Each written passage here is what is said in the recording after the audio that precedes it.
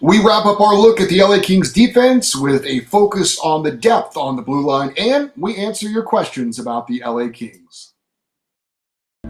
You are Locked On Kings, your daily podcast on the Los Angeles Kings, part of the Locked On Podcast Network, your team every day.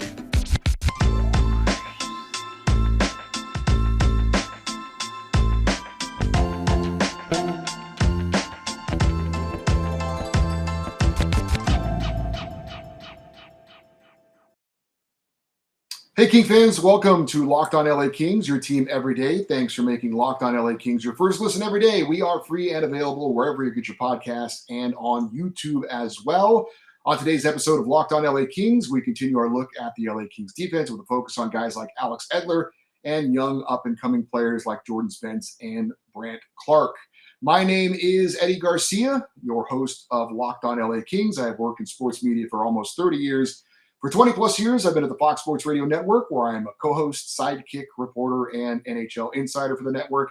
I'm also co-host of the Puck Podcast, a weekly NHL review show that's been putting out content for the past 16 years, and of course, a lifelong LA Kings fan. Real quick, if you will indulge me, I would like to wish my wife, Karen, a happy birthday. I am recording this episode a little bit earlier in the day than I normally do, so if there's any breaking Kings news in the afternoon or in the evening, we will make sure that we have that fully covered for you on Monday's show. But my wife and I will be heading off to Disneyland here to celebrate her birthday. So happy birthday, Karen Garcia. And I will say this about having a wife who is a huge sports fan. If you're a sports fan, it's a great thing to have, whether it's a wife or a husband, a father or mother, son, daughter, boyfriend, girlfriend. When you can share common interests, it's obviously a great thing for your relationship. My wife is the biggest San Diego/LA Chargers fan I have ever met, and it's been my great pleasure to introduce her to the great sport of hockey and turn her into a very passionate LA Kings fan as well. Her favorite player is Jonathan Quick, who we'll talk about not only on next week's show on Monday, but also a little bit on today's show as well. So again, happy birthday, Karen Garcia. Now on Tuesday's show, we looked at the Kings' top pairing defenseman, with veteran Drew Doughty and young up-and-coming defenseman Mikey Anderson.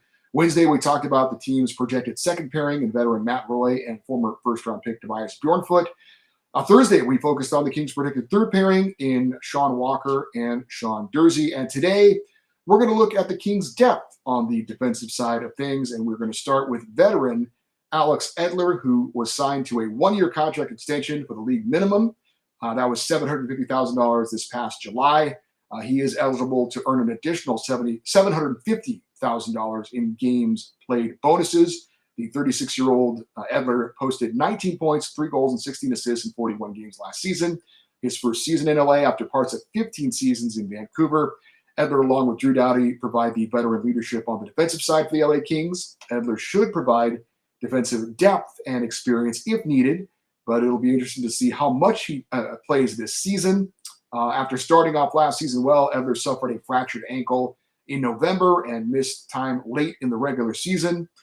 He ended up playing through injury when needed in the playoffs, and I believe that was part of the reason why he was brought back. Of course, it was also part of the reason why he did take that league minimum deal. But him playing through injury, and that in the NHL, players playing through injury, it's not unique. And yet, I think the fact that he asked to come back in the lineup for the playoffs to try and help out the team, being a veteran, having some size. I think that definitely got a lot of respect from Todd McClellan and his coaching staff and the players in the locker room as well. Alex Edler really was not 100% coming off that ankle issue. He gutted it out. He gave the Kings what he could. But like I said, in the end, I think that really ingratiated himself on the Kings players and the staff. He's also a left-handed shot, plays the left side, which is something the Kings don't have a lot of. So thought it was a real nice signing by the LA Kings to bring back the veteran, Alex Edler. Again, he's steady. He showed early in the season before the injury that he still has something left in his tank. Obviously he's getting a little bit older, so I would expect he's not going to play a ton of minutes this season.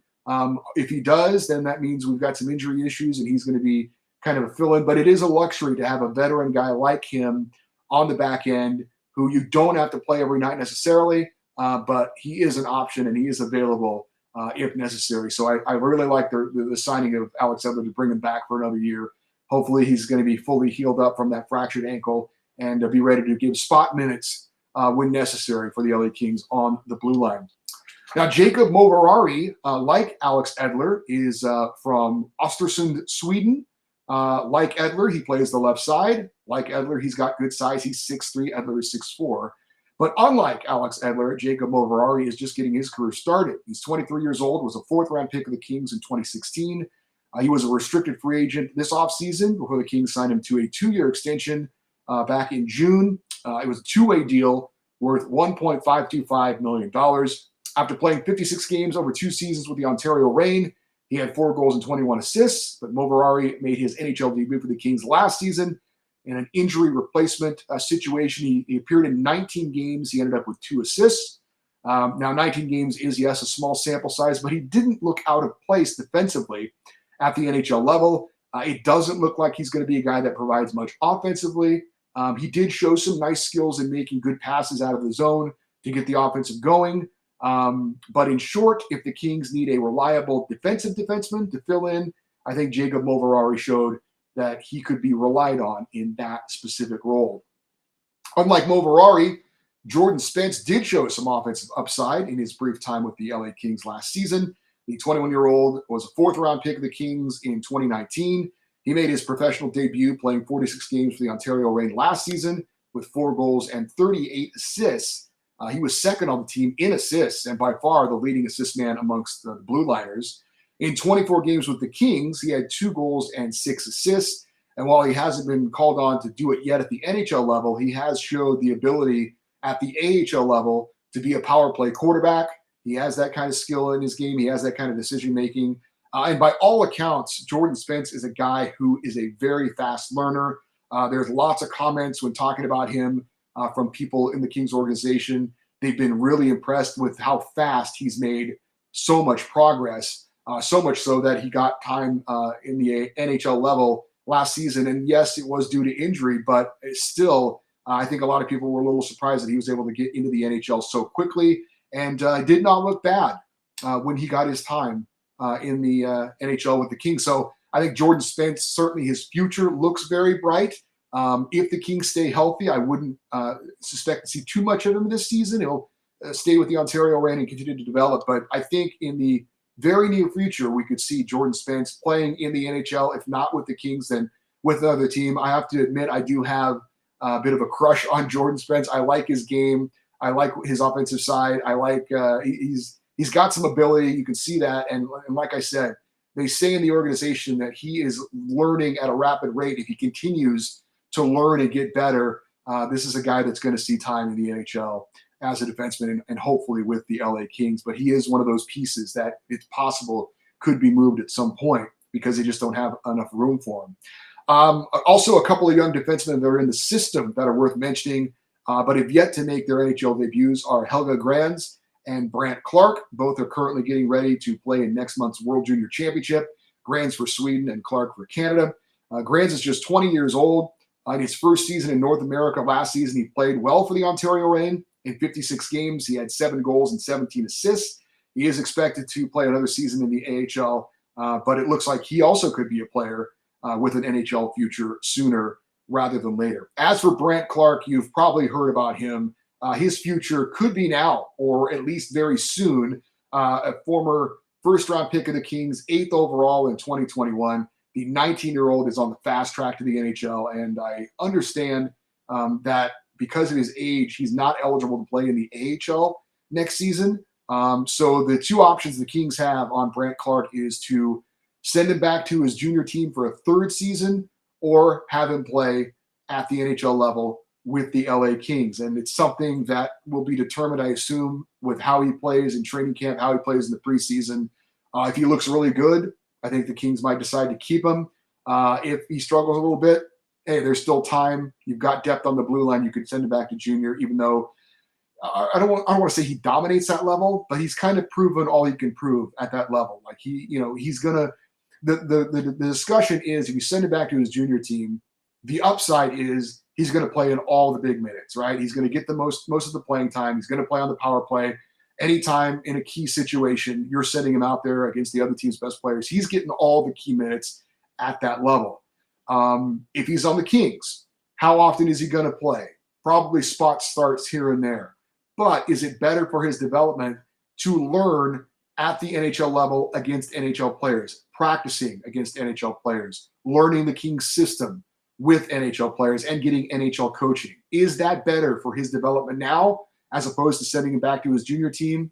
That's a decision the Kings are going to have to make. But again, I think they can err on the side of caution a little bit with Brandt Clarke and feel that he really is going to have to kind of hit it out of the park, I think, to stay with the Kings this season. But it's something that's seriously being considered. So we'll definitely keep an eye on him, how he plays the World Juniors, how he plays in training camp and in the preseason, see if he sticks. But it's pretty clear Brandt Clarke is going to be wearing a Kings uniform and skating at the Crypto.com arena in the very near future. So we've talked a lot about the Kings defense. I think overall the Kings D-core is not spectacular, but it is a very solid group. I think it's a group that you can have and go on a deep playoff run. I think as a unit, they do need to contribute a little bit more offensively to help out the Kings forwards. But again, if Drew Doughty can stay healthy, if Sean Walker can stay healthy and the young guys make a step forward in their development, I think the Kings blue line is pretty solid at this point. And again, maybe not amongst the best defensive cores in the NHL, but certainly good enough, I think, to help this team carry them into a deep Stanley Cup playoff run. Now, I play beer league hockey, not well, but I play a couple of times a week. And there are certainly times when I feel like I need a little bit of an energy boost, but I obviously don't want to eat a big meal and then go out there and skate around. So when I'm feeling like that, I reach for a Built Bar, specifically the new cookie dough chunk puff Built Bar. It's real cookie dough chunks covered in 100% real chocolate. Can't be good for you, right? Wrong. Built Bars are made with collagen proteins, which your body absorbs more efficiently and provides tons of health benefits. Why not eat something that tastes good and is good for you? Go to Built.com and snag a box for you and your family, or don't tell your family, find a really good hiding place and hoard them all for yourself. Be a selfish bastard. If you play hockey like me, you can hide it near your hockey bag because, trust me, no one wants to go near that because it does not smell good. Now, whether you want a snack for your workout, a late night treat, or you just want to grab a quick bite, Built is the perfect protein bar that tastes better than a candy bar. Ditch the calories, fat, and sugar. Grab yourself a Built Bar. Go to Built.com and use the promo code LOCKED15 and get 15% off of your order. Again, that is promo code LOCKED15. Well, it is Friday, and we hope to have this as a weekly feature on the show, and that is checking the Locked On LA Kings mailbox. And we have a couple of emails to read and discuss. Our first email comes from Frank, and he is in the high desert outside of Palm Springs, California. And he says, how do we expect the Kings to be able to sign Mikey Anderson when they're up against the cap, having just signed Gabe Vilardi and Jarrett Anderson-Dolan? Very legitimate question. According to capfriendly.com, Frank, the Kings have $1,513,333 of cap space available. As Frank mentioned, and we've mentioned as well, the Kings still have to re-sign restricted free agents Mikey Anderson and Sean Durzi. Now, they can go over the salary cap, which is $82.5 million during the offseason. They need to be cap compliant by the start of the regular season, which is October 12th. So it's not like they can't sign Anderson and Durzi and then figure it out as they go along. Now, how they're going to figure it out, what they're going to do to figure it out, well, they're going to have to make some roster moves. And that could be a trade, which we're going to talk about in a second, or that could be sending players down to the Ontario Reign. The problem with that is some players can clear waivers without being claimed by another team, and some players would have to clear waivers to be assigned to the AHL. So checking on the number of players that I have uncovered that have been reported on. And by the way, clearing waivers, it's based on a few different things. Players' waiver status is about the combination of age at which the player signed his first NHL contract, the number of games played after the contract was signed, and also years in the league. So players like Arthur Kaliyev, Quentin Byfield, Rasmus Kupari, Tobias Bjornfoot, Jordan Spence, Helge Grans, those guys could all pass through waivers without being claimed by another team. However, some of the forwards like Gabe Vilardi, Jarrett Anderson-Dolan, and Elias Anderson are not exempt from the waivers. And if they already be sent down to the minor leagues, they would have to clear waivers. So they would be eligible to be signed by other teams. So like I said, there could be a trade. Maybe a couple of the younger guys like maybe Tobias Bjornfoot or Rasmus Kupari get sent down to the AHL to get their salary off of the books for the NHL level. A guy like Elias Anderson, I think it's very possible he could clear waivers. I mean, if you don't know about him, he's a former #1 pick, a very high draft pick of the New York Rangers. I want to say something like in the 8 to 10 range for the Rangers. They gave up on him, shipped him out to the Kings, and so far he hasn't done much for the Kings. So if the Kings wanted to send him down to Ontario, and I think there's a chance he could clear waivers. But honestly, if he did get picked up by another team, personally, I wouldn't be heartbroken about it. But so that's, like I said, they can sign Mikey Anderson, Sean Durzi tomorrow, and they could be over the cap. They just have to be cap compliant once the regular season starts. And we'll see what Rob Blake and company, what the decisions are that they have to do to see if they are to get cap compliant. Obviously, they're going to have to send some players down. Which players they send down remains to be seen. And there could be a trade as well. And speaking of that subject, that brings us to our next email from Brian in Tampa, Florida. And he says, in my opinion, the Kings should try and move Alex Iafallo if possible. I love him, but he has a $4 million cap hit, and he lost his top 6 spot. That money could be used to sign Mike Anderson and Sean Durzi. It also opens up a third-line wing position for guys like Rasmus Kupari, Carl Grundstrom, or Gabe Velarde. Well, like I said, making a trade is certainly an option, and Alex Iafallo's name has come up a bit. You make a good point in the amount of money that he's making. Is that something you want to pay for a third line winger? I will say one thing. You said he lost his top 6 spot. I think he was put in a tough position because he's not a top line player. The Kings tried to plug him in there, give him an opportunity to play with Andre Kopitar and Adrian Kempe to see what he could do. And no knock on Alex Iafallo. He just isn't. He's not a #1 player. He's not a top line player.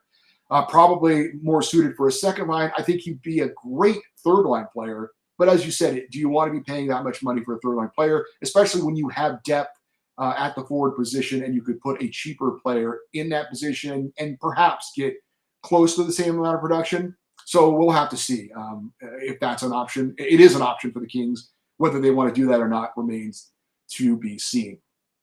Our final email comes from Oregon Coast Kev.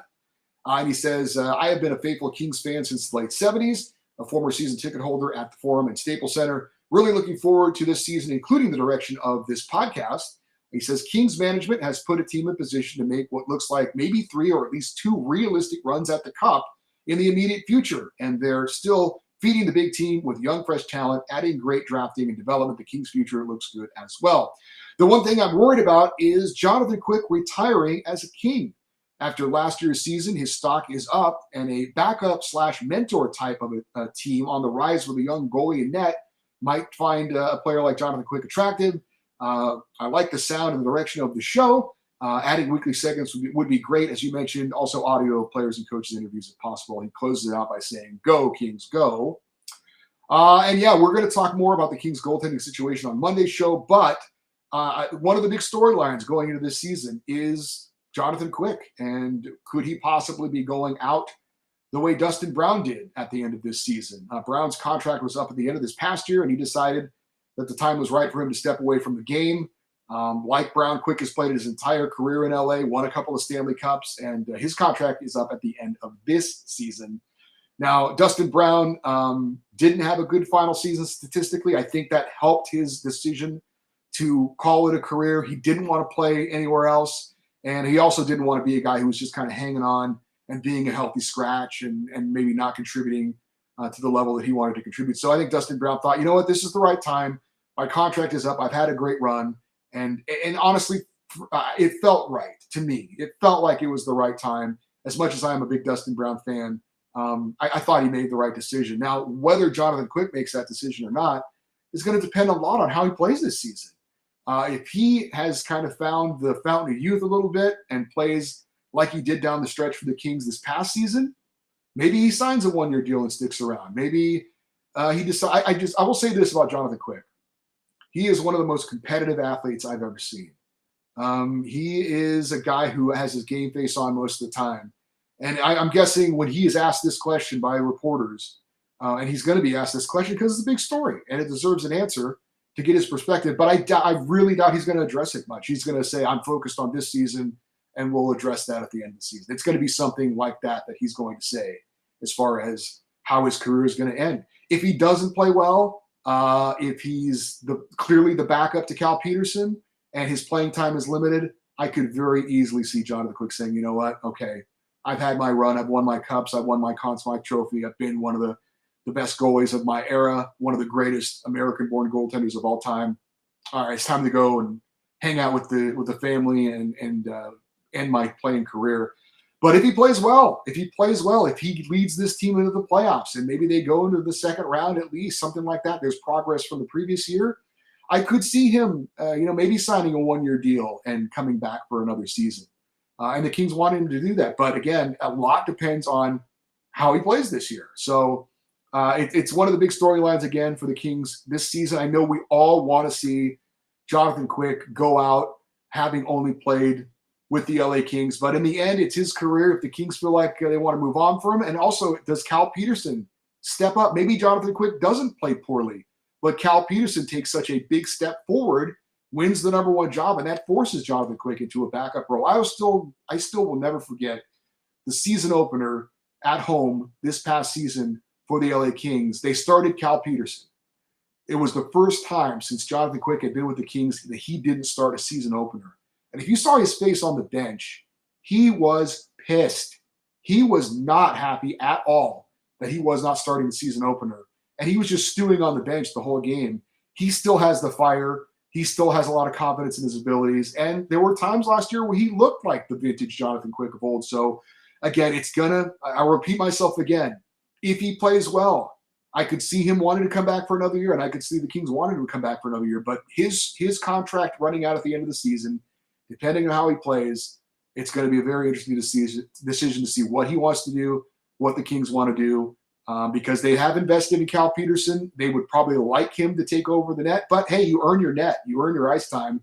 The Kings have shown whether you're a number one draft pick or whatever the situation is, you're going to have to earn your minutes. And so if Cal Peterson earns the net, he'll have earned it, and Jonathan Quick will move to the backup role. But I think going into training camp, I think it's a job is totally up for grabs, kind of like it was last year. Maybe the two goalies share time until one of them asserts themselves. But again, it's a big storyline.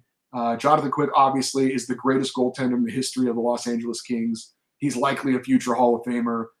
So we want to see him end his career the right way. But like I said, I will say this. I do not believe matter of fact, I'd be stunned if Jonathan Quick turns into a player that's just like hanging around and plays for like three different teams at the end of his career. We've seen that with other goalies. I mean, like Grant Fuhrer, even him, after his time at Edmonton, he bounced around and played on a few different teams, even briefly with the LA Kings. So but I don't see Jonathan Quick doing that. I really don't. I don't think he would go and be a mentor somewhere else and be a backup and just kind of hang around. I think if he's not playing, if he's not in the battle, I think he'll decide that time is time, and he'll hang up the skates and the pads. Just a reminder that the Locked On NHL podcast has you covered for all your league-wide NHL talk with a rotating cast of local hosts from the Locked On NHL channel, breaking down the biggest stories in hockey 5 days a week. Subscribe for free on your favorite podcast app or on YouTube.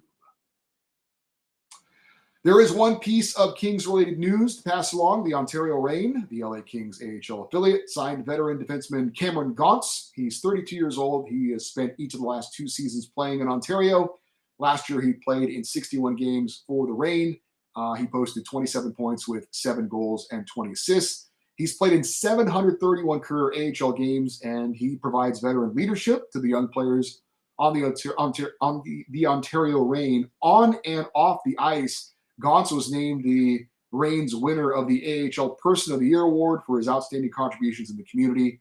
A second time in his career, he has won that award. And we kind of forget that there are guys out there who maybe don't have the ability to play at the NHL level, but still would like to make a living playing hockey for as long as they can. As they said in the movie Bull Durham, it beats the hell out of working at Sears.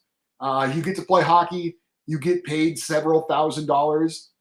And who knows, maybe Cameron Gauntz is kind of cultivating a role for himself as a coach down the line. But again, he's a veteran guy that isn't going to play for the Kings. but he's in professional hockey. He's making a living at it, and he's being a mentor where he is with the Reign to a lot of young players for the LA Kings. And as I mentioned, not only on the ice, but off the ice as well. This is a guy who does a lot of great things in the community. By all accounts, is a great guy, a great teammate, and he's also teaching these guys how to be pros, right? How to carry yourself, the right things to do, maybe training off the ice, nutrition, whatever. This guy, like I said, Cameron Gaunt's a veteran. He's been around in the AHL, kind of been there, done that, and still hanging on and still trying to contribute in his own way to the development of the LA Kings players. So good to see him back with the Ontario Reign.